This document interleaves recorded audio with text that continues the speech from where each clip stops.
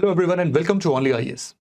इस डिस्कशन को हम आगे प्रोसीड करें उससे पहले एक छोटी सी इन्फॉर्मेशन उन लोगों के लिए जो कि इस प्लेटफॉर्म पर नए हैं। आपको एग्जाम पर्सपेक्टिव से बहुत सारे यूजफुल कंटेंट ऑलरेडी इस यूट्यूब चैनल पर मिल जाएंगे। साथ ही साथ आप इसके प्लेलिस्ट पर जाके और भी चीज़ों को एक्सप्लोर कर सकते हो, but on a regular basis आपको सबसे पहले एडिटोरियल डिस्कशन मिलता है सवेरे सवेरे। एग्जाम पर्सपेक्टिव से जितने भी न्यूज़पेपर इंपॉर्टेंट हैं उन सभी आर्टिकल्स को हम डिटेल्ड एनालिसिस के फॉर्म में आपके साथ डिस्कस करते हैं। इसी तरीके से शाम में आपको प्रीलिम्स बूस्टर मिलता है। प्रीलिम्स बूस्टर सभी प्रीलिम्स ओरिएंटेड करंट अफेयर्स को कवर करता है और इन द मिड मतलब कि दोपहर और शाम के बीच में और भी वीडियोस अपडेट होते हैं जो कि आपके एग्जाम्स के लिए डायरेक्टली लिंक्ड हैं और इंपॉर्टेंट है। अगर इन सभी वीडियोस की आपको पीडीएफ चाहिए तो आपको हमारे Telegram channel only IAS nothing else को ज्वाइन करना पड़ेगा। वहां पर आप उन चीज़ों को डाउनलोड कर सकते हो। वहां पर आपको करंट अफेयर्स की monthly magazine, quick current affair revision friendly material भी मिल जाते हैं और भी बहुत सारे रिक्विजिट मटेरियल्स वहां पर आपको मिल जाते हैं। At the same time onlyis.com का एक डाउनलोड सेक्शन है, वहां से भी आप जाके उन चीज़ों को डाउनलोड कर सकते हो। इसके अलावा कुछ पेड इनिशिएटिव्स भी हैं, पेड प्रोग्राम्स हैं, जैसे कि अगर टेस्ट सीरीज के लिए अगर आप सर्च कर रहे हो प्रीलिम्स मेंस तो आप dpp.onlyis.in पर जाके विजिट कर सकते हो। अगर आपको कोई वीडियो कोर्स या फिर full length foundation course kind of कुछ चाहिए तो आप video.onlyis.in पर जाके विजिट कर सकते हो। तो बस इतनी ही इन्फॉर्मेशन आपको देनी थी। विदाउट डिलेइंग इट फर्दर चलिए लेक्चर की शुरुआत करते हैं। Hello and welcome to Only IAS. My name is Nidhi and I have secured rank 286 in Civil Services Examination 2020. Today we would be reading about the history of Sangam age. We have already studied about the Harappan civilization as well as the Vedic phase and later Vedic phase. We already saw the difference between the Vedic phases and the later Vedic phases. हमने देखा कि कैसे Harappan civilisation का and हुआ। वहाँ पे हमने देखा कि फ्लडिंग, सेलिनिटी और there were various other reasons जिसकी वजह से हड़प्पन सिविलाइजेशन एंड हुई। Although there is no conclusive reason जिसकी वजह से हम आइडेंटिफाई कर सकें कि हड़प्पन सिविलाइजेशन कैसे और कब एंड हुआ, लेकिन उसके बाद हमने देखा कि हड़प्पन सिविलाइजेशन जो कि एक अर्बन सिविलाइजेशन थी, काफ़ी ज़्यादा डेवलप्ड थी, टाउन प्लानिंग काफ़ी ज़्यादा थी, एग्रीकल्चर भी काफ़ी डेवलप्ड था, सोसाइटी भी मोर और लेस इक्वल थी and we saw how its religious phases were there. उसके बाद हम मूव करते हैं वैदिक फेज पे, जहाँ हम देखते हैं कि ऋग्वेदा से जो हमें मेजर सोर्सेज ऑफ इंफॉर्मेशन है हमारा, वहाँ से हम मूव करते हैं लेटर वैदिक फेजेस में, जहाँ पर सामवेद, अथर्ववेद और यजुर्वेद से हमें मेजर सोर्स ऑफ इंफॉर्मेशन का पता चलता है। एंड वी सॉ कि अर्बन सिविलाइजेशन जो एक हड़प्पन सिविलाइजेशन थी, वहाँ से जो एक लाइफस्टाइल है वो मोर और लेस एग्रीकल्चर पर डिपेंडेंट हो जाता है, ज़्यादा अर्बनाइजेशन नहीं होता है। उसके बाद हम देखते हैं किस तरीके से जो वर्ना सिस्टम है वो बहुत ज़्यादा वहाँ पर डेवलप हो जाता है आफ्टर वैदिक सिविलाइजेशन। अब हमने देखा कि किस तरीके से किसी भी हिस्टोरिकल पीरियड की इंफॉर्मेशन है वो हमें पता चलता है, किस तरीके से रूरल कम्युनिटी ऑर्गेनाइज्ड है, किस तरीके से एग्रीकल्चर होता है, किस तरीके की लिटरेरी सोर्सेस अवेलेबल हैं और किस तरीके के वहाँ पर implements like iron implements use किए जाते हैं लेटर वैदिक फेजेस में। लेकिन जब हम संगम फेज की बात करते हैं तो इस तरीके की कोई भी इंफॉर्मेशन हमें नहीं मिलती है। अगर हम बात करें हमारे साउदर्न टिप ऑफ पेनिनसुला की, जो कि मेजरली कावेरी रिवर के अराउंड सेटल्ड हुए, वहाँ से जो हमारा मेजर इंफॉर्मेशन का सोर्स है वो है मेगालिथ्स। अब अगर हम मेगालिथ्स की बात करें तो क्या है मेगालिथ्स और उनका नाम मेगालिथ कैसे पड़ा? तो मेगालिथिक जो सिविलाइजेशन है जो हमारे साउदर्न पेनिनसुला रीजन में डेवलप हुआ, तो वो एक सेटलमेंट के बारे में इंफॉर्मेशन हमें वहाँ के राइटिंग से नहीं मिलती बल्कि ग्रेव्स से मिलती है। क्योंकि अब हम ग्रेव्स की बात कर रहे हैं तो वो ग्रेव्स किस तरीके से बनाई गई, उससे जो वर्ड है मेगालिथ वो आता है। जो मेगालिथ है वो बेसिकली लार्ज स्टोन्स हैं, तो जो ग्रेव्स बने उसके अराउंड जो बड़े बड़े स्टोन्स लगाए गए उनको हम मेगालिथिक सिविलाइजेशन, वहाँ से उसका नाम पड़ा। अब देखिए वहाँ उन ग्रेव्स में सिर्फ स्केलेटन्स नहीं हैं लोगों के, वहाँ पर उन सिमेट्रीज में, जैसे कि हमने हड़प्पन सिविलाइजेशन में भी यही देखा था और बाद में भी हम देखेंगे काफ़ी और सिविलाइजेशन में भी, उन ग्रेव्स में ना सिर्फ स्केलेटन बल्कि पॉटरी और डेली यूजेस के आइटम्स भी हैं। ये रिफ्लेक्ट करता है किस तरीके के बिलीव्स हैं सोसाइटी में, किस तरीके के रिचुअल्स प्रैक्टिस किए जाते हैं। वहाँ पर माना जाता था कि जो वो डेड बॉडीज हैं वो अपने लेटर लाइफ में उनको यूज़ करेंगे। अब अगर हम टाइम पीरियड की एक बेसिक सी बात करें तो टाइम पीरियड देखा जाएगा तो 1000 BC से it lasted till 5th century BC और may be 1st century BC। एक एग्जैक्ट टाइमलाइन नहीं है कब ये एंड हुआ, लेकिन एक ये रफ आइडिया आप ले सकते हैं। अब जो मेजर सोर्स ऑफ इंफॉर्मेशन है संगम एज का, हम बात करेंगे किस तरीके से संगम लिटरेचर से हमें मेजर इंफॉर्मेशन पता चलती है, वहाँ की सोसाइटी के बारे में, वहाँ की पॉलिटी के बारे में, वहाँ की इकोनॉमी के बारे में, और किस तरीके से वो डिफरेंट है वैदिक फेजेस से, लेटर वैदिक फेजेस से। बेसिकली वो नॉर्दर्न फेजेस, नॉर्दर्न ज्योग्राफी में आपका बनता है ये सब, और ये हमारा साउदर्न फेजेस में बनता है। जो वैदिक फेज था वो ज्योग्राफिकली अगर हम बात करें तो वो नॉर्दर्न एरियाज में है, in and around Indus river, Ganga river later Vedic phases में आप देखते हैं। लेकिन अगर हम बात करें संगम एज की तो वो southern tip of peninsula around Kaveri river वो डेवलप होता है, वो हमारी सिविलाइजेशन वहाँ पे फ्लरिश होती है। देखिए, वैसे तो major source of information Sangam literature है, लेकिन उसके अलावा हमें चोला, चेरा, पांड्या, इन सब एम्पायर्स के बारे में जो इंफॉर्मेशन है वो हमें अशोकन इंस्क्रिप्शन से भी मिलती है।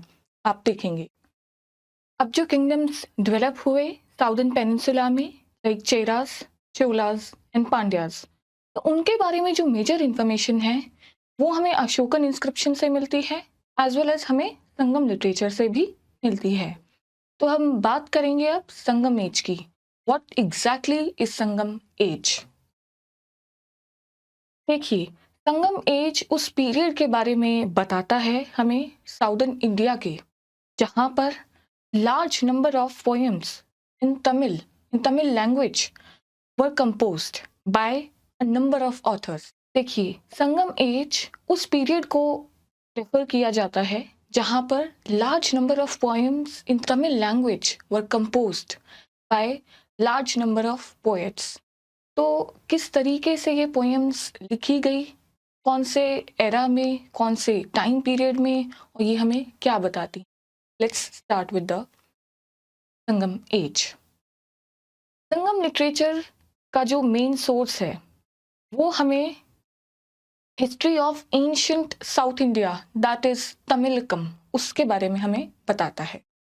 ये 3rd सेंचुरी BC से लेके 3rd सेंचुरी AD के दौरान कंपाइल किया गया था, एंड इसको पोएटिक फॉर्मेट में कंपोज किया गया था, जिसमें काफ़ी सारी लव की स्टोरीज हैं, वॉर की स्टोरीज हैं। अब आप देखेंगे कि इसी तरीके की स्टोरीज जो है ना वो कालिदास और बाकी सारे संस्कृत पोएट्स भी इन्हीं थीम्स पे लिखते हैं, जब आप उनके बारे में रीड करेंगे। संगम, जैसे मैंने आपको बताया, वो एक कॉलेज है, एक तरीके की असेंबली है तमिल पोएट्स की। अब यहाँ पे किस तरीके की इनको रॉयल पैट्रनेज मिली। अब देखिए, इतने टाइम पीरियड के लिए कोई भी चीज़ सस्टेन कर रही है तो बेसिकली उसको एक सपोर्ट चाहिए, लेकिन वो सपोर्ट कहाँ से मिला? वो इनको मिला पांड्या किंग्स से, वो इनके पैट्रनाइजर्स थे। अब इसमें 8598 पोएट्स ने इसको अटेंड किया और 197 पांड्या किंग्स को पैट्रनाइज किया। अब ये 3 फेजेस में ये संगम्स हेल्ड होती हैं। बात करते हैं फर्स्ट संगम की। ये ओल्ड मदुरई में हुआ, सेकंड संगम कपाटपुरम में हुआ, थर्ड संगम न्यू मदुरई में हुआ। अब ओल्ड मदुरई को लेमुराई भी कहते हैं, सेकंड संगम जो कि कपाटपुरम में हुआ उसको अलोवई भी कहते हैं, और थर्ड संगम हुआ न्यू मदुरई में। अब संगम लिटरेचर जो है 2 ग्रुप्स में क्लासिफाई किया जाता है, नरेटिव ग्रुप और डाइडेक्टिक ग्रुप। एक बेसिक डिफरेंस देख लेते हैं पहले नरेटिव और डाइडेक्टिक में। अब जो नरेटिव वर्क है, बेसिकली वर्ड आता है नरेट से। जब आप कोई भी स्टोरी एक्सप्लेन करते हैं, नरेट करते हैं, किस तरीके से वो एक्सप्लेन किया जाता है, वो है नरेटिव। लेकिन अगर हम बात करते हैं डाइडेक्टिक की, तो डाइडेक्टिक बेसिकली सेट ऑफ इंस्ट्रक्शंस हैं, किस तरीके से क्या कोड ऑफ कंडक्ट सोसाइटी में फॉलो किया जाएगा, किस तरीके की फिलॉसफी सोसाइटी में फॉलो की जाए, वो है डाइडेक्टिक। अब देखिए, नरेटिव टेक्स्ट जो हैं उनको बोला जाता है मिल्का नक्कू या फिर 18 मेजर वर्क्स। इसमें दो पार्ट हैं, एटू टोगई और पट्टू पट्टू।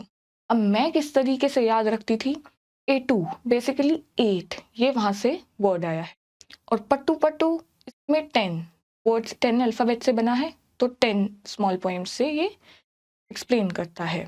तो इस तरीके से आप भी इसको याद रख सकते। नरेटिव टेक्स्ट जो हैं वो बेसिकली हीरोइक पोएट्री, जिसमें कि हीरोज और वॉर्स को ग्लोरीफाई किया जाता है। अब देखिए, यहाँ पे सिर्फ स्टोरीज की बात नहीं हो रही है, क्योंकि हमारा मेजर सोर्स ऑफ इंफॉर्मेशन है ये, तो हमें और क्या बताएगा ये हमें बताएगा किस तरीके की स्टेट फॉर्मेशन हुई, किस तरीके की पॉलिटी थी वहाँ पे, किस तरीके से किंगडम्स को रूल किया गया, ये बताता है हमें नरेटिव टेक्स्ट। अब अगर हम बात करें डाइडेक्टिक टेक्स्ट की, तो इनको बोला जाता है किल्का नक्कू या फिर 18 माइनर वर्क्स। इसमें अगर हम बात करें, दो मेजर वर्क्स जो हैं तिरुकुराल और नलादियार, ये दो मेजर डाइडेक्टिक टेक्स्ट हैं। अब ये दोनों टेक्स्ट, जैसे मैंने आपको बताया, didactic basically code of conduct, philosophy के बारे में बताया। वो कोड ऑफ कंडक्ट किसके लिए होगा, वो किंग्स और सोसाइटी के लिए होगा। अब वो बताएंगे किस तरीके से हमारी सोसाइटी जो है वो ऑर्गेनाइज थी, सोशल ग्रुप्स के बारे में, ऑक्यूपेशंस के बारे में, किस तरीके से सोसाइटी का डिवीजन हुआ। अब हम आगे बढ़ेंगे किस तरीके से यहाँ पर ऑक्यूपेशन के थ्रू सोशल ग्रुप्स का क्लासिफिकेशन हुआ, जबकि वैदिक फेजेस में बाय बर्थ, जो 4 वर्ना सिस्टम के बारे में हमने बात की थी। लेकिन यहाँ पे जो डिवीजन है ना, वो ऑक्यूपेशन के बेसिस पे है रादर देन बाय बर्थ। अब देखिए, जैसे मैंने बताया कि apart from Sangam literature, what else is the source of information for deducing the information about Sangam age, या फिर जो बाकी के किंगडम्स वहाँ पे डेवलप हुए। तो सेकंड और 13th रॉक एडिक्ट्स जो हैं अशोका के, वो इंफॉर्मेशन देते हैं हमें चोलास के बारे में, चेरास के बारे में, पांड्यास के बारे में, सत्यपुत्रास के बारे में। चेरास को जो है केरला पुत्रास ऑफ मालाबार भी कहा जाता है। क्यों? क्योंकि जो आज जो प्रेजेंट डे स्टेट है केरला की, वहां पर चेरास का जो किंगडम था वो डेवलप हुआ और फ्लरिश हुआ। अब एक और बात कर लेते हैं हम हाथी गुम्फा इंस्क्रिप्शन की। देखिए, हाथी गुम्फा इंस्क्रिप्शन ना सिर्फ हमें इन तमिल किंगडम्स के बारे में बताता है, बल्कि जो उदयगिरी और खंडगिरी केव्स के अराउंड किंगडम्स फ्लरिश हुए, कलिंगा रूलर्स और बाकी का सारा जो हिस्ट्री है उड़ीसा से रिलेटेड, वो उसके बारे में बताता है। तो these 3 sources tells us about the Sangam age या 3 kingdoms of southern India, Cholas, Cheras and Pandyas. अब बाकी के संगम लिटरेचर्स की हम बात कर लेते हैं, apart from narrative text and didactic text. सबसे पहले बात करते हैं हम सीलापतिकरम की। तो ये किसने लिखा था? ये लिखा था इलांगो अडिगल ने। ये बेसिकली एक लव स्टोरी है कोवलन, कनागी और माधवी की। अब आप देखेंगे कि इसी के अराउंड एक कनागी कल्ट डेवलप होता है साउथ इंडिया में। कनागी कल्ट को पत्नी कल्ट भी कहा जाता है। ये basically it explains how a cult was developed by a ruler of Pandya kingdom, और वो बेसिकली डिनोट करता है goddess of fertility, goddess of chastity, इसको वो रिप्रेजेंट करता है। देखिए, अब बात करते हैं मणि मक्कले की। ये किनके द्वारा लिखा गया था? ये था सीतालई सतानर के द्वारा। इसमें हम बात करते हैं एक लव स्टोरी की। माधवी और कोवलन की जो डॉटर हैं, उनकी डॉटर थी मणि मक्कले, उनकी लव स्टोरी है अब यहाँ पे। तो वो बेसिकली नेक्स्ट जनरेशन की लव स्टोरी के बारे में बताता है। देखिए, ये दोनों टेक्स्ट तो बेसिकली हमें लव अफेयर के बारे में बताते हैं, और तोलकापय्यम और तिरुकुराल हमें एक ग्रामर और फिलॉसफी के बारे में बताते हैं। तो आप इस तरीके से याद रख सकते हैं इनको कि these 2 texts talk about the love affairs and these 2 texts talk about philosophy and grammar। तो बात कर लेते हैं टोलकापय्यम की। ये तोल्काप्पियर ने लिखा और ये प्रोडक्ट है सेकंड संगम का। तो अब हमने देखा कि इसमें ग्रामर और पोएटिक्स के बारे में बताया जाता है। और तिरुकुराल ये फिलॉसफी और किस तरीके से मैगजिम्स और basically code of conduct for the Kings, इसी के बारे में लिखा गया है। किसने लिखा? तिरुकुराल ने, तिरुवल्लुर ने ये लिखा है। अब हम बात कर लेते हैं संगम लिटरेचर किस तरीके से थ्री किंगडम्स के बारे में और उनकी पॉलिटी के बारे में और किस तरीके से तीनों के बीच में राइवलरी थी उसके बारे में बात करते हैं। तो पहले बात करते हैं चोलास के बारे में। उनकी कैपिटल बनी कावेरी पट्टनम, उसको हम बोलते हैं पूहर। आप बाद में देखेंगे कि पूहर जो है वहाँ पर काफ़ी सारे डैम्स भी कंस्ट्रक्ट किए गए, काफ़ी डॉक्स भी बनाए गए वहाँ और उसके अराउंड। क्यों? क्योंकि यहाँ से काफ़ी ज़्यादा ट्रेड होता था फॉरेन कंट्रीज़ के साथ, और मेजरली श्रीलंका, रोमन्स, आप देखेंगे इनके साथ किस तरीके से ट्रेड होता था, क्या क्या सोर्सेज ऑफ इम्पोर्ट्स थे, क्या क्या एक्सपोर्ट होता था यहाँ से। और मेजरली जो यहाँ पे ट्रेड होता था वो था कॉटन क्लोथ का। तो जो ये टेरिटरी है, ये इसका ज्योग्राफी की एक बार हम देख लेते हैं। ये था north east to the territory of Pandyas between Pennar and Vellar rivers. इनके बीच में ये किंगडम फ्लरिश एंड प्रॉस्पर हुआ। देखिए, अब जो एम्बलम है चोलास का वो था टाइगर। आप देखेंगे बाकी सबका भी डिफरेंट डिफरेंट था, पांड्यास का कुछ और था और चेरास का कुछ और था। अब क्योंकि हम बात कर रहे हैं ट्रेड की, तो यहाँ पर जो मेजर सेंटर्स थे ट्रेड के वो थे कावेरी पट्टनम, उरयूर और अरिकामेडु, पुडुचेरी में। आप जो अपने 6th क्लास की एनसीईआरटी है उसमें आप देखेंगे कि एक डिफरेंट टाइप ऑफ पोट्री है, वो उसके बारे में भी बात की गई है अरिकामेडु में, तो वो भी एक बार आप देखिएगा। ये चोलास के अंडर जो है फ्लरिश हुआ। अब सबसे पहले जो किंग थे वो थे इलारा। ये चोला किंगडम के अर्लीस्ट नोन किंग थे। अब देखिए, एक बात का आपको यहाँ पे ध्यान रखना है कि जो चोलास थे वो बाद में भी फ्लरिश किए इन 9th सेंचुरी से लेके 12th सेंचुरी एडी के बीच में। देखिए, यूपीएससी 2020 में यूपीएससी ने पूछा था एक क्वेश्चन क्रोनोलॉजी का, और उसमें एक था चोला रूलर के बारे में, और बाकी पालाज और अदर इंफॉर्मेशन वाज देयर जिसको आपको क्रोनोलॉजिकली ऑर्डर में अरेंज करना था। तो आपको ध्यान रखना है कि जो अर्लियर चोला किंग्स थे वहाँ पे इलारा थे अर्लीस्ट नोन किंग, और उन्होंने श्रीलंका को भी कॉन्कर किया और अप्रॉक्सीमेटली 50 ईयर्स के लिए उन्होंने रूल किया। अब जो सबसे ग्रेटेस्ट किंग की अगर हम बात करें चोला किंगडम की, तो वो हैं करिकाल, और उन्होंने ही पूहर को फाउंड किया और उसी कावेरी रिवर के अक्रॉस उन्होंने काफ़ी सारे डैम्स भी बनाए। अब एक तो इम्पॉर्टेंट बातें हैं चोला किंगडम के बारे में, चोला एम्पायर के बारे में यहाँ पे, कि उनकी काफ़ी ज़्यादा एफिशिएंट नेवी थी उनके पास, और वो ट्रेड भी उनका काफ़ी ज़्यादा होता था, एक्सटर्नल ट्रेड। और जो मेजर सोर्स ऑफ वेल्थ था चोला रूलर्स का वो था कॉटन, क्योंकि कॉटन का काफ़ी ज़्यादा ट्रेड होता था। और जो सेंटर इमर्ज हुआ कॉटन ट्रेड का वो था उरयूर, URAIYUR। ये इमर्ज हुआ as a major centre of cotton trade, और यही जो है पॉलिटिकल पावर का सेंटर भी बना। आप देखेंगे कि जहाँ पर भी इकोनॉमिक पावर का जो भी सेंटर बनेगा वहीं से ही ज़्यादातर जो है पॉलिटिकल पावर इमर्ज होती है। अब हम बात कर लेते हैं पांड्यास की।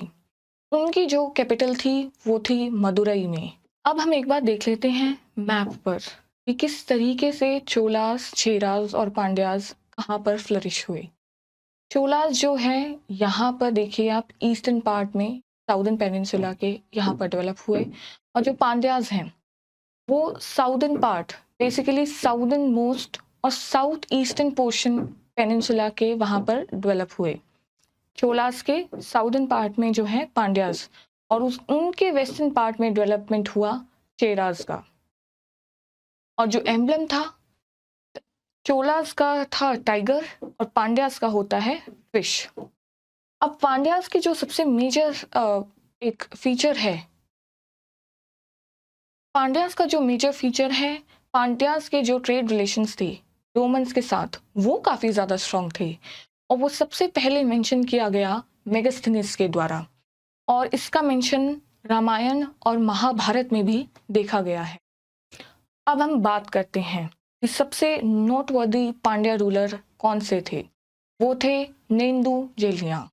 उनकी जो किंगडम की वेल्थ और प्रॉस्पेरिटी थी वो सबसे ज़्यादा रही और इसीलिए उनको काफ़ी ज़्यादा नोटवर्दी पांड्या रूलर कहा जाता है। अब हम बात करते हैं चेरास की। चेरास की जो कैपिटल डेवलप हुई वो मालाबार, वांजी, प्रेजेंट डे मालाबार और वांजी में हुई, और उनकी टेरिटरी आपने देखा कि जो वेस्टर्न पार्ट है पांड्यास का, वहाँ पर बेसिकली नॉर्थ और वेस्ट ऑफ पांड्यास वहाँ पे हुआ। अब एम्बलम जो है चेरास का वो है बो एंड एरो। चेरास जो है वो प्रेजेंट डे केरला स्टेट अगर हम बोलें तो वहाँ पर उस किंगडम का फ्लरिशमेंट हुआ। अब जो सबसे इम्पॉर्टेंट रूलर हैं चेरास के वो है सिंगटुआन। उनको रेड चेरा भी बोला जाता है। जैसे हम बात कर रहे थे कि कन्नगी कल्ट के बारे में, पटनी कल्ट के बारे में, तो जो कन्नगी हैं वो ऑब्जेक्ट ऑफ वर्शिप बन जाती हैं। Basically goddess of chastity, goddess of sexual purity उनको कहा जाता है। अब हम बात कर लेते हैं पॉलिटिकल हिस्ट्री के बारे में, क्योंकि तीनों किंगडम्स जो हैं आपस में वो फाइट करते रहते थे। आपस में उनकी काफ़ी ज़्यादा राइवलरी थी। जब भी आप देखेंगे कि जो मेजर किंगडम्स हैं अगर एक दूसरे के अराउंड फ्लरिश करेंगे, हमेशा कोई ना कोई वॉर होगा और जो भी विक्टोरियस इमर्ज होगा उसकी सुप्रीमेसी या हेजेमनी क्रिएट होगी।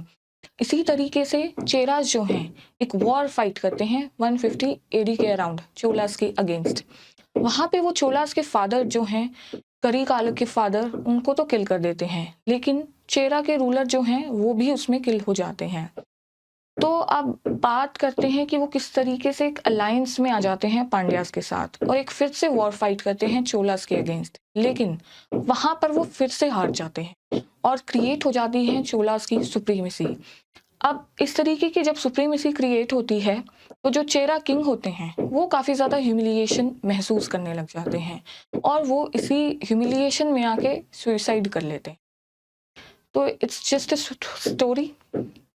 अब एक स्टोरी है, इस तरीके से आप इसको देख सकते हैं किस तरीके से वहाँ पे राइवलरी रहती है, किस तरीके से वॉर होता है और किस तरीके से चोलास की हेजेमनी क्रिएट होती है। अब जो चेराज के बात करें अगर हम एक इम्पॉर्टेंट फैक्ट की, कि जो सेंगुटुआन हैं वो सबसे पहले किंग बनते हैं साउथ इंडिया से एक चाइना में एम्बेसडर भेजने के लिए। अब देखिए जो सेंगुटुआन होते हैं he became the first king from south India जो कि चाइना में एक एम्बेसडर भेजते हैं, and he enjoyed the reputation of being highly ethical या virtuous। तो और जो गजबाहु होते हैं वो उनके श्रीलंकन कंटेम्परेरी किंग होते हैं। अब देखिए आप देखते हैं कि ट्रेड किस तरीके से होता है वहाँ पे, तो दो मेजर सेंटर्स क्रिएट होते हैं यहाँ पे इंटरनेशनल ट्रेड के। एक होता है करूर और एक होता है मुजरिसपट्टनम। अब जो रोमन्स जो हैं वो काफ़ी ज़्यादा ट्रेड करते हैं, जिस तरीके से बाद में ब्रिटिशर्स, फ्रेंच, पोर्टुगीज़ भी आके सेंटर्स ऑफ ट्रेड अपने बनाते हैं इंडिया में आके, इसी तरीके से अर्लियर टाइम्स में भी होता था। तो जो रोमन्स हैं वो सेटल हो गए थे मुजरिसपट्टनम में और वहीं पर माना जाता है कि उन्होंने एक टेम्पल भी बना लिया था रोमन एम्परर ऑगस्टस के नाम पे। अब हम बात कर लेते हैं एडमिनिस्ट्रेशन की। जो संगम लिटरेचर है वो ना सिर्फ पॉलिटी के बारे में बताती है बल्कि किस तरीके से एडमिनिस्टर किया जाता था, किस तरीके से सोशल इनइक्वालिटीज़ थी, किस तरीके से इकोनॉमी थी, वो भी इंफॉर्मेशन हमें संगम लिटरेचर से मिलती है। तो जो किंगडम था यहाँ पे वो किस तरीके से डिवाइडेड था वो भी एक बार हम देख लेते हैं। सबसे ऊपर होता है मंडलम, उसके बाद बात करते हैं हम नायडू, वो एक प्रोविंस को बोला जाता है। उसके बाद फर्दर डिवीजन होता है एक टाउन में, टाउन होता है उर, और उसको फर्दर डिवाइड किया जाता है सिरूर में। अब देखिए सिरूर तो है एक स्मॉल विलेज, लेकिन अगर हम बिग विलेज की बात करें तो वो होगा पेरूर। तो पेरूर जो है वो बिग विलेज है और सिरूर जो है स्मॉल विलेज है। तो मंडलम, फिर उसके बाद बात करते हैं हम नाडु, नाडु के बाद आता है और उसके बाद आता है सिरूर। और जो बिग विलेजेस होते हैं उनको पेरूर बोला जाता है, और जो सिरूर होते हैं वो स्मॉल विलेजेस होते हैं। सिर से आप याद सकते हैं एस से स्मॉल, और इसी तरीके से स्मॉल विलेजेस। तो आप देखिए, हमने देखा था कि वैदिक फेजेस में भी किस तरीके से जो किंग थे वो वेरियस टाइटल्स लेते हैं। आप मौर्यन एज में भी देखेंगे, अशोका जो एम्परर होते हैं वो भी डिफरेंट टाइटल्स लेंगे, और उसके बारे में उनके इंस्क्रिप्शंस पे बताया गया। सिमिलरली यहाँ पर भी जो किंग्स होते हैं वो अलग अलग टाइटल्स से खुद को सिमिलरली यहाँ पर भी जो किंग्स होते हैं वो अलग अलग टाइटल से अपने आप को पुकारते हैं। कोमनन, वेंदान, कोरावन या इराईवान, इस तरीके से जो हैं उनके नाम होते हैं। अब देखिए, अवई जो है वो कोर्ट होता है मोनार्क का। अब देखिए, जो किंग होता है वही सेंटर ऑफ एडमिनिस्ट्रेशन होता है। बेसिकली डिवाइडेड तो था किंगडम छोटे छोटे टाउन्स में, प्रोविंसेस में, लेकिन जो सेंटर ऑफ एडमिनिस्ट्रेशन होता है वो काफ़ी ज़्यादा सेंट्रलाइज्ड ही रहता है। वो किंग के पास ही ज़्यादा रिस्पॉन्सिबिलिटीज़ और पावर्स रहती हैं यहाँ पे। अभी उतना ज़्यादा डिसेंट्रलाइजेशन नहीं होता है जितना कि हम लेटर वाले पीरियड में चोलास के अंडर हम देखेंगे कि डिसेंट्रलाइजेशन किस तरीके से होता है। अभी भी यहाँ पे जो सेंटर ऑफ एडमिनिस्ट्रेशन होता है किंग होता है, और जो कोर्ट होती है, बेसिकली जो जुडिशियल बॉडी होती है वो अवई होती है। वहाँ से ही जो मोनार्क हैं वो जस्टिस करते हैं। अब कुछ टर्म्स हैं, ये आपको याद रखनी है, क्योंकि जो टर्म से क्वेश्चंस हैं वो काफ़ी ज़्यादा आते हैं। हर साल 1 या 2 क्वेश्चन टर्म से ज़रूर आ जाता है। तो आप टर्म्स पे काफ़ी ज़्यादा फोकस करिएगा। किस टर्म का क्या मीनिंग है वो क्लियरली डिफ्रेंशिएट कर लीजिए आप। तो सबसे पहले हम बात करते हैं अमई चार की। तो अमई चार किसको बोला जाता है? मिनिस्टर्स को, ठीक है। और जो प्रीस्ट होते हैं उनको बोला जाता है अंथानार, और जो एनवायर्स होते हैं उनको बोला जाता है दूतार, बेसिकली दूत। तो वहीं से ये टर्म इमर्ज होती है, दूतार। अब बात करते हैं मिलिट्री कमांडर्स की, तो उनको बोला जाता है सेनापतियार। सेनापति, सेनापतियार, वहां से ये टर्म आती है। एंड देन बात करते हैं स्पाइस की। स्पाइस को बोला जाता है ओरार। तो ये 5 इंपॉर्टेंट ऑफिसर्स थे जो किंग को असिस्ट करते थे। तो ये टर्म्स पे आप काफ़ी ज़्यादा प्लीज़ फोकस करिएगा, काफ़ी इंपॉर्टेंट है, और काफ़ी अच्छे से इनके मीनिंग्स को आप देख लीजिए। अब अगर हम बात करें रेवेन्यू एडमिनिस्ट्रेशन किस तरीके से डेवलप होता है, तो कुछ टर्म्स हैं यहाँ पर भी, वो एक बार देख लेते हैं। तो जो करई होता है वो है लैंड टैक्स, और जो उल्गू होता है वो है कस्टम ड्यूटी। अब जो इरावू होता है वो है फोर्स्ड गिफ्ट या एक्स्ट्रा डिमांड। बेसिकली आज अगर हम देखें किस तरीके से ये होता है, ये बॉन्डेड लेबर की फॉर्म में एक तरीके से, या फिर एक तरीके से एक्सप्लॉइटेशन है ये इरावू। अब जो इराई होता है वो होता है फ्यूडेटरीज के द्वारा जो ट्रिब्यूट्स दिए जाते हैं किंग को, वो होता है इराई। अगर हम बात करें वरियार की, वो है टैक्स कलेक्टर। हमने कल जब हम वैदिक फेज के बारे में बात कर रहे थे तब टैक्स कलेक्टर, वहाँ पे भी ट्रेजरर के हेड, वहाँ पे भी कुछ टर्म्स दी गई थी। तो आप क्या कर सकते हैं कि इसी तरीके से एक जगह पे ये टर्म्स लिख सकते हैं, और डिफरेंट फेजेस में उनके क्या नाम थे उनका आप देख सकते हैं, ताकि आपको पता चले और आप कंफ्यूज ना हो कि कौन सी टर्म का मीनिंग क्या है। वरना आपको लगेगा कि एग्जाम हॉल में बैठ के, क्योंकि वहाँ पे काफ़ी ज़्यादा कंफ्यूजिंग हो जाते हैं ऑप्शंस, तो इस तरीके से जब आप डिफ्रेंशिएट करके लिखेंगे और याद करेंगे और रिवाइज करेंगे तो आपको इजीली जो पेपर में है याद आ जाएगा। अब हम बात कर लेते हैं इकोनॉमी किस तरीके से डेवलप हुई संगम एज में या साउदर्न किंगडम में।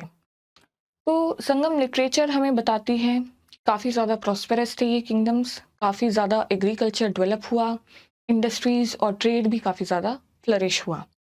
अब हम देखते हैं कि जो रॉयल रेवेन्यू होता है उसके मेजर सोर्सेस क्या होते हैं। देखिए, सबसे पहला सोर्स तो अगर हम देखें तो जो ट्रेड था, फॉरेन और एक्सटर्नल या इंटरनल।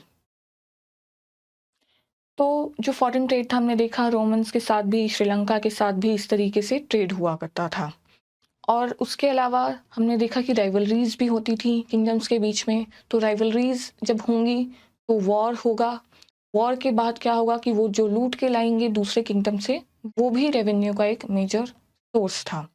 उसके अलावा हमने देखा किस तरीके से सेंटर ऑफ ट्रेड फ्लरिश हुए, जैसे मुजरिसपट्टनम में।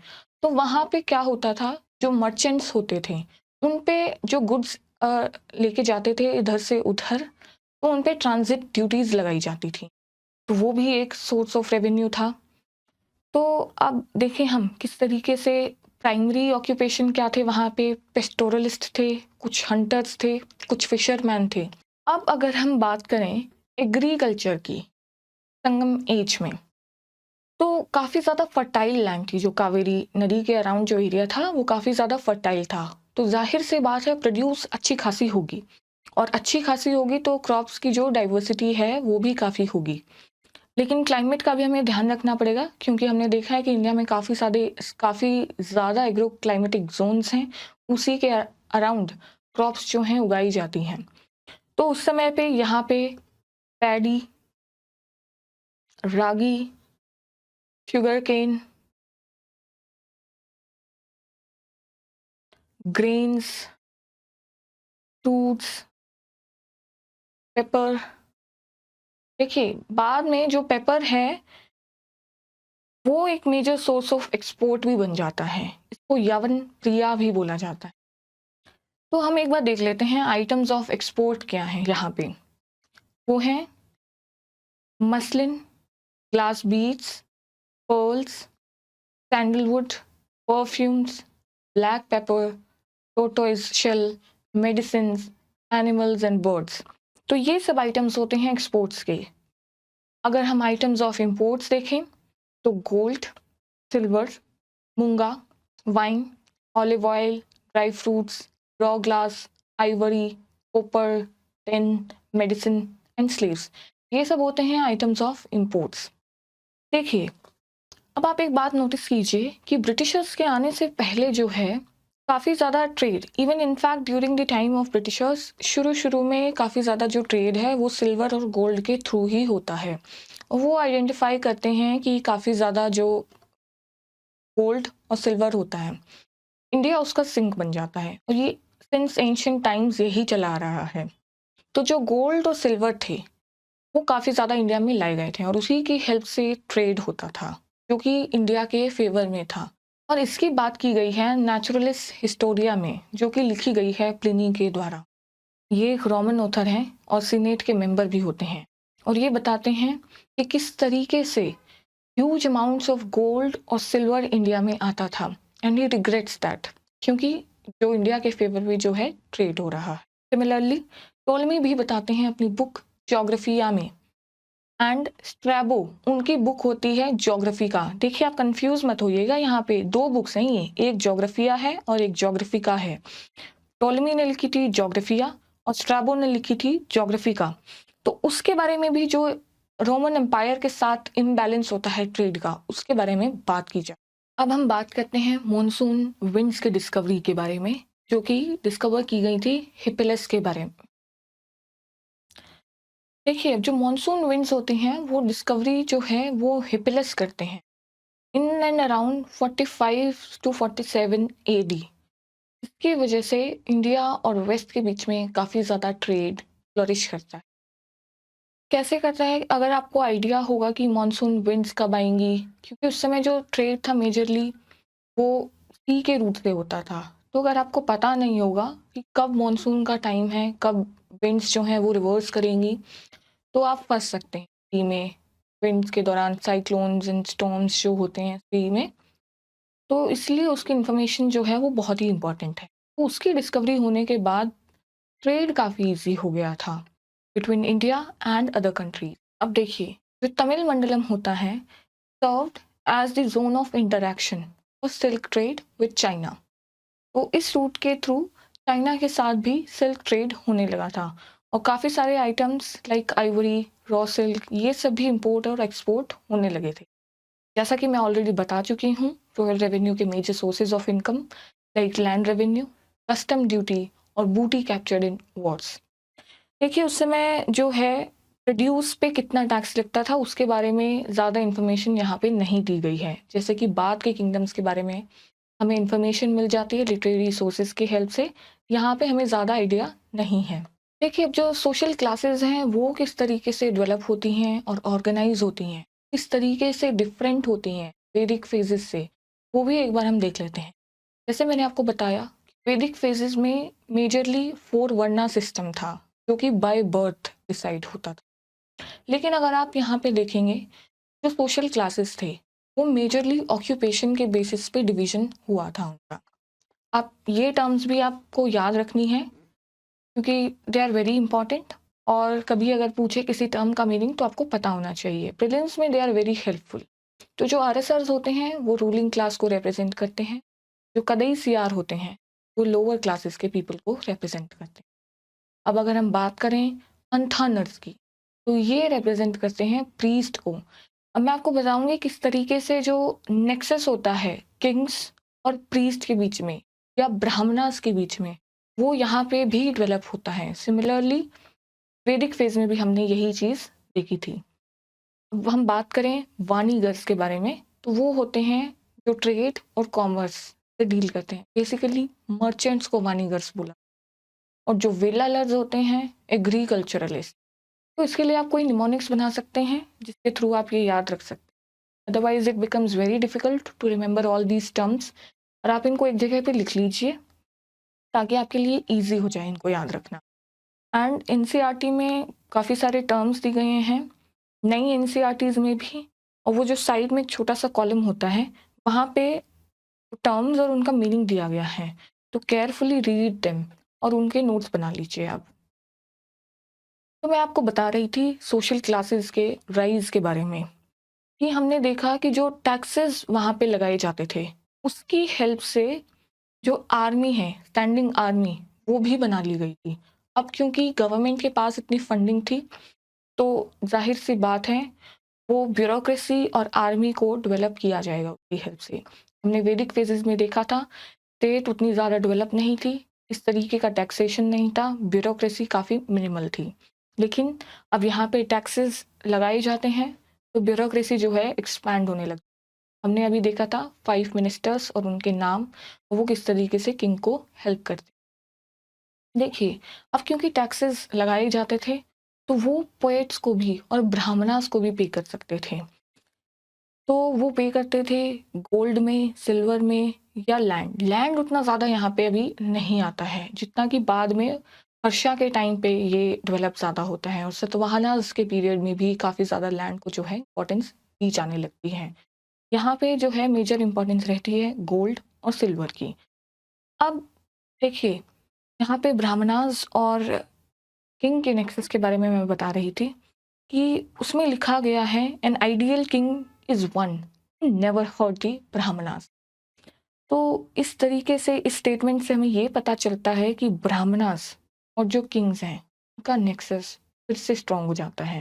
जो ब्राह्मणास होते हैं वो वैदिक सेक्रीफाइसेस, रिचुअल्स और काफ़ी सारे अदर रिचुअल्स वो परफॉर्म करते हैं to give legitimacy to the king. इससे जो किंग की पोजीशन है वो भी स्ट्रेंथन होती है सोसाइटी में, और जो ब्राह्मणास की पोजीशन होती है वो भी स्ट्रेंथन होती है। तो अगर हम देखें, अब देखिए यहाँ पे एक मारूदम रीजन होता है। अब हम सोसाइटी का जो डिवीजन है 5 टाइप्स ऑफ लैंड में, वो हम आगे देखेंगे कौन सी टर्म किस चीज़ को रिप्रेजेंट करती है, वो आपको ध्यान रखना है। फिलहाल हम बात करते हैं कि Marutham region basically related to agriculture. तो जो वेल्लालर्स थे या फिर रिच पीजेंट्स थे वो काफ़ी ज़्यादा डोमिनेंट थे। अब अगर हम बात कर लें विमेन के स्टेटस की, वैदिक फेजेस में विमेन जो हैं पार्टिसिपेट करती थी संगम और समिटीज़ में। स्टेटस जो है वो डिक्लाइन होता है इन letter Vedic phases with the division of society in the 4 वर्नास। यहाँ पे वुमेन की करेज, क्रिएटिविटी और स्पिरिचुअलिटी को काफ़ी ज़्यादा रिस्पेक्ट किया जाता है। कुछ विमेन पोएट्स हैं, उनके आप नाम ध्यान में रख सकते हैं। अवैवार, अवैयार, नाच्यचेलियार एंड कक्कई पद्दिनियार।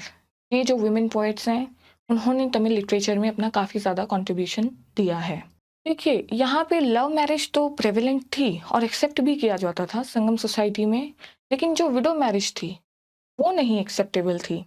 और सती भी उतनी ही ज़्यादा, सती प्रथा जो है वो भी उतनी ही ज़्यादा प्रेवलेंट थी। हमने देखा था वैदिक सोसाइटी में विडो रीमैरिज तो एक्सेप्टेड थी, लेकिन सती वहाँ पे भी प्रेवलेंट था। तो इस तरीके से आप रिलेट करते जाइए चीज़ों को, वैदिक फेज़ में क्या था, संगम एज में क्या था, या फिर बाकी आने वाली जो सिविलाइजेशन में हैं, वो किस तरीके से डेवलप होती हैं, उनमें क्या स्टेटस होता है वुमेन का। आपको ट्रैक करना है कि कभी-कभी जैसे अभी ऐसे आया था पैट्रियार्कल सोसाइटी के ऊपर 2020 में, तो आप रिलेट कर सकते हैं एंशिएंट टाइम से लेके मिडाइवल टाइम्स में या फिर मॉडर्न टाइम्स में किस तरीके से विमेन का स्टेटस जो है वो चेंज हो रहा, किस तरीके से विमेन जो हैं ग्रो कर रही हैं। काफ़ी सारे विमेन मूवमेंट्स आ रहे हैं, इवन वुमेन लेड डेवलपमेंट की बात की जा रही है। तो ये चीज़ें सब आप इंटरलिंक करेंगे तो जो ऐसे में है एक होलिस्टिक अंडरस्टैंडिंग आप दिखा सकते हैं। अब यहाँ पे कुछ ट्राइबल ग्रुप्स भी रहते थे संगम एज में, उनके एक बार आप नाम देख लीजिए। परथवार, पन्नार, एइनार, कदम्बर, मलावार, पुलैयार। और अदर प्रिमिटिव ट्राइब्स कौन से थे? थोडास, किरुलास, नागास, वेदास। आप अभी भी ट्राइब्स के बारे में अगर रीड करेंगे तो केरला, तमिलनाडु, इस रीजन में काफ़ी सारे ट्राइब्स रहते हैं, जैसे नीलगिरीज के अराउंड टोडाज। तो ये सब आप ध्यान में रखिए और कंटेम्प्रेरी टाइम से भी चीज़ों को लिंक करिए। अगर हम रिलीजन की बात करें संगम एज में, तो जैसे मैं बता रही थी कि जो ब्राह्मणिज्म है उसका भी काफ़ी ज़्यादा राइज हो गया था। क्यों? क्योंकि जो किंग हैं उनको काफ़ी ज़्यादा रिवॉर्ड करने लगे थे, गोल्ड से, सिल्वर से, हॉर्सेस से, चैरियट से, एलिफेंट से। ये काफ़ी सारे गिफ्ट्स जो हैं किंग्स देने लगे थे ब्राह्मणास। और in fact the Tamil Brahmanas were involved in drinking wine and meat. ये आपके एनसीईआरटी में दिया हुआ है। तो दीज आर जस्ट फैक्ट्स। और जो तमिल ब्राह्मणास हैं they were involved in eating meat and wine and that was socially acceptable. तो अगर हम देखें कि वहाँ के जो लोकल डीटी हैं उनको बोला जाता है मुरुगन, उनको नाम दिया जाता है सुब्रमण्य। और संगम एज में जो सबसे ज़्यादा इंपॉर्टेंट डीटी होते हैं वो यही होते हैं। अब यहाँ पे नाडू काल को बोलते हैं हीरो स्टोन, उसको भी काफ़ी ज़्यादा वर्शिप किया जाता था। रिमेंबरिंग ब्रेवरी ऑफ सोल्जर्स, उनकी याद में इसको वर्शिप किया जाता था। जैसा मैं आपको बता रही थी कि लैंड जो है वो 5 डिफरेंट टाइप्स में डिवाइड की जाती है। That is Kurinji hilly tracts, Mullai pastoral, Marutham agricultural, Neithal coastal and Palai desert. अब देखिए जो कुरिंजी हैं वो हंटिंग वहाँ पे होती थी। देखिए अब जो लैंड है, ये जो क्लासिफिकेशन मैंने आपको बताया, इन टर्म्स को आप याद रखिएगा। और एक चीज़ यहाँ पे देखिए कि किस तरीके से जो हर एक लैंड का टाइप है वो किस तरीके से एक डीटी से रिप्रेजेंट किया जाता है और एक स्पेसिफिक एक्टिविटी को भी वो रिप्रेजेंट करता है। जैसे कुरिंजी जो है वो हंटिंग को रिप्रेजेंट, जो गॉड एसोसिएटेड है वो है मुरुगन, जो वहाँ के लोकल डीटी होते हैं। अब अगर हम बात करें मुलई की, तो वो एसोसिएटेड है कैटल रियरिंग से और विष्णु भगवान को वो रिप्रेजेंट करते हैं। मारुदम दैट इज एग्रीकल्चर और इंद्र भगवान को रिप्रेजेंट करते हैं। अगर हम बात करें नेडाल की, वो रिप्रेजेंट करते हैं फिशिंग एक्टिविटी को, सॉल्ट मैन्युफैक्चरिंग को। और जो गॉड एसोसिएटेड है वो है वरुणन। और जो पलई होते हैं वो रॉबरी से एसोसिएटेड हैं और कोरावई जो गॉड हैं वो उनसे एसोसिएटेड हैं। देखिए पलई वो डेजर्ट को रिप्रेजेंट कर रहा है, basically nothing is surviving there, इसीलिए रॉबरी को वो रिप्रेजेंट कर रहा है। और इस पीरियड में आप देखेंगे कि कैसे जैनिज्म और बुद्धिज्म भी फ्लोरिश हुए अपार्ट फ्रॉम ब्राह्मणिज्म। तो most of the religions were flourishing there and they prospered and expanded in this period. Sangam age में इतना ही था। हमने बात की किस तरीके से सोसाइटी डेवलप हुई, किस तरीके से इकोनॉमी फ्लरिश हुई और किस तरीके से जो ट्रेड था वो फॉरेन कंट्रीज़ के साथ होने लगा, किस तरीके से एडमिनिस्ट्रेशन और ब्यूरोक्रेसी एक्सपैंड हुई डिस्पाइट द फैक्ट कि वहाँ पे जो ब्यूरोक्रेसी थी वो डिसेंट्रलाइज थी, but at the same time जो किंग थे वो सेंटर ऑफ एडमिनिस्ट्रेशन थे। तो इन सब बातों के साथ हम आज का लेक्चर यहीं पर एंड करते हैं। Very much.